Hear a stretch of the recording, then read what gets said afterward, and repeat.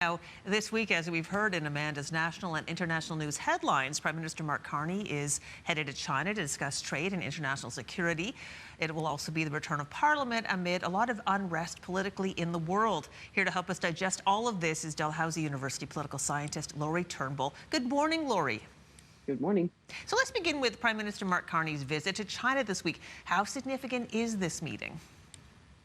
I mean, from the perspective of the relationship between the two countries, it is very significant. This is the first time in almost a decade that a Canadian Prime Minister has gone over to make a visit like this. And so I think from that perspective, we can count this as a very different time in the relationship between the two countries. We are charting a new course now. I think in terms of an opening conversation, around what can happen between the two countries in terms of trade. I think it's very important because the Prime Minister has talked about how he wants to get to this goal of doubling our non-US trade. And so if we're going to do that, these big powers like China and India with these huge economies, these big markets, is really important for that. Now, what's going to come of this particular trip? We'll see, right? Whether he gets anywhere in terms of tariffs that are in place right now, because I think, as he's traveling with Saskatchewan Premier Scott Moe, he wants to see some movement here so that those canola tariffs are removed. But what will that do in terms of the tariffs that are on Chinese electric cars coming into Canada? Like Doug Ford, the Premier of Ontario, will want to see those in place. And so we'll see whether it actually changes anything on the ground. Yeah, no, there's a lot of eyeballs in Canada, but even around the world, seeing what happens this week in China. Let's talk about Freeland. Now, she resigned late last week from Parliament to become an economic advisor to the Ukrainian government. What kind of implications does this have for the Liberal Party and Canadian politics in general? Well, I mean, Freeland was certainly a really big presence and figure in the Trudeau government. This is, and obviously, as we know, Freeland's decision to leave Trudeau's cabinet in December of 2024 was really the big push for Trudeau himself to decide he was going to leave politics.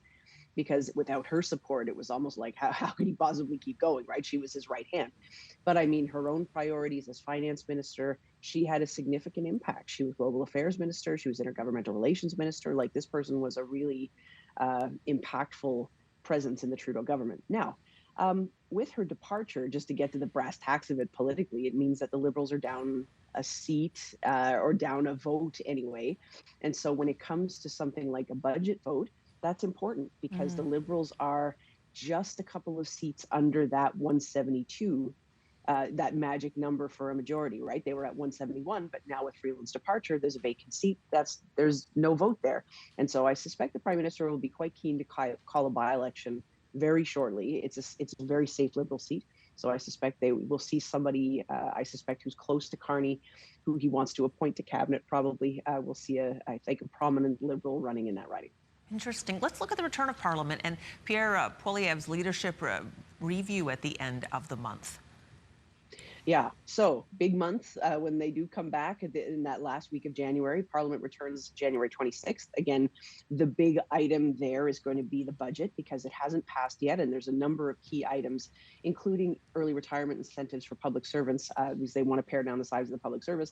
That stuff can't go through until the budget's passed.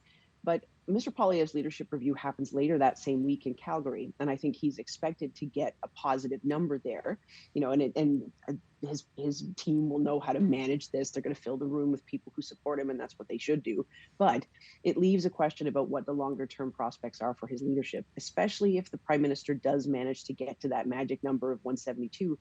It means it's going to be very difficult for the Conservatives to prompt an election anytime soon, which means that then what happens to the assessment around Poilievre, whether he's the right person to lead the party. Will the party start to get antsy and look for somebody else? Will someone else put their hand up? So there could be some drama there, even if he manages to get through the leadership review with no problem. Yeah, Laurie, gosh, and all of that you've mentioned is pretty high stakes in its own right, but it's happening in the midst of so much unrest in the world. We only have about 30 seconds, but I'll give one of the items, Venezuela, the future of Venezuelan oil and what U.S. President Donald Trump is doing with the capture of the country and the control of that oil. How concerned should Canadians be about this? I mean, concerned on a number of fronts. One is, to me, is obviously the sovereignty issue. Yes, there's all kinds of reasons for people to be concerned about Maduro's actions and no one wants, I think, him to be in charge in Venezuela for lots of good reasons. However, going in and kidnapping the leader of a sovereign country is a violation of international law that we should all be concerned about. On the oil front, we'll see how this actually goes. There's strange messaging coming from the U.S. Sometimes Trump says they're running the oil. Other people are saying not so much. How is this going to affect Canada's leverage in terms of the CUSMA negotiations? Because they might be less interested in our oil if they feel like they've got a supply of their own.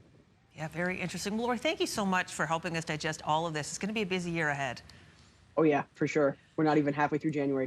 Halfway through the month. All right, thanks so much.